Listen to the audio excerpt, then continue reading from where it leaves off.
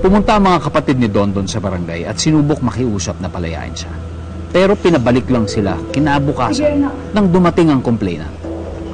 Sinabi pang makakalaya ito pag hindi positibong na-identify ng biktima si Dondon bilang kasama sa mga suspect. Sige, Iya. Ituro ko sino sa mga to, yung gumalaw sa'yo.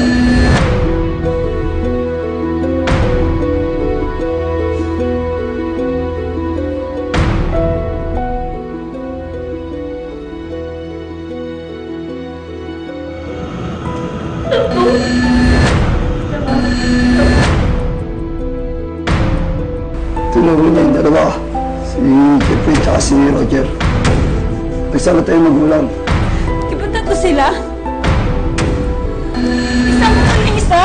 Marina, may kasama yan. Di mga tatlo na kayo. Kasama yan. Pinagpipilitan ng magulang niya na kasama ako. Hindi ako yung tinutukoy nyo. At tanongin itong dalawa, hindi ako yung tinutukoy nyo. Kasi sa totoo lang, hindi ako lumalabas ng bahay. May trabaho ako. Pinag-aaral ako kapatid. Siya, kasama nila. Hindi mo ba natatandaan? Hindi ko po siya kilala. Di ba ang sabi? Kasama yan. Kasama nila. Hindi mo ba maalala yun? Takbo ako sila doon. Tulog ako kasama. Tangan niyo ako, tulog naman ito.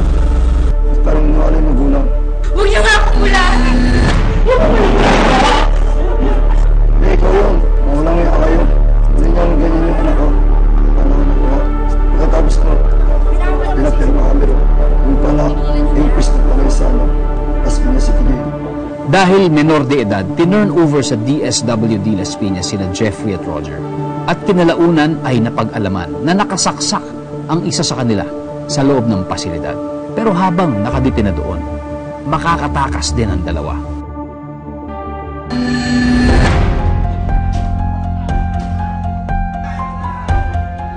Tapos ako, dinala ako sa UA. Napagpasok ko sa UI. Nabara ako kasama mo. 3 araw na. Nasa kulungan na pala. Kaya sobrang man po yung paghirap ko. Kapag sanay sa hirap si Dondon, hindi siya naging handa sa mga dadanasin niya.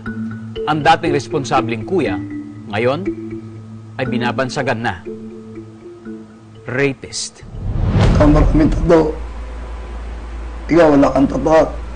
Perna ka lang.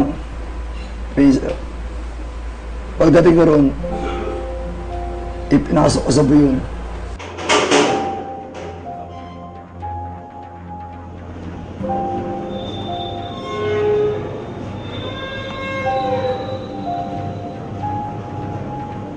Diyan ka lang, huwag kang alis hanggat walang sinasabi sa iyo.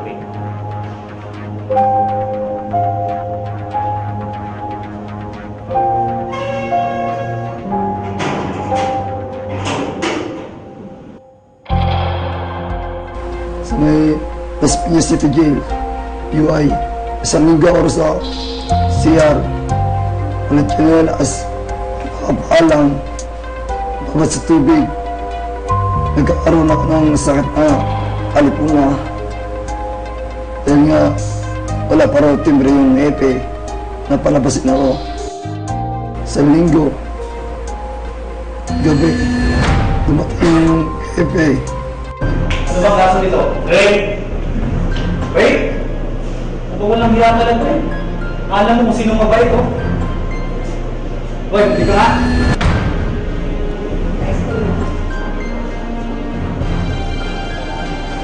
Sir, alam mo ba kung anong ginagawa namin sa mga rapist na katulad mo? Labas mo kamay mo.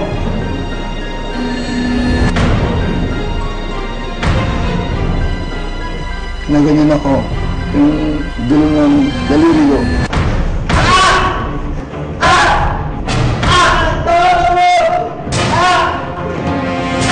Palo ng gitara, ilang palo sa kaliwa, ilang palo sa kanan, at ang palo ko raw. Kasabihin ko, sarap-sarap.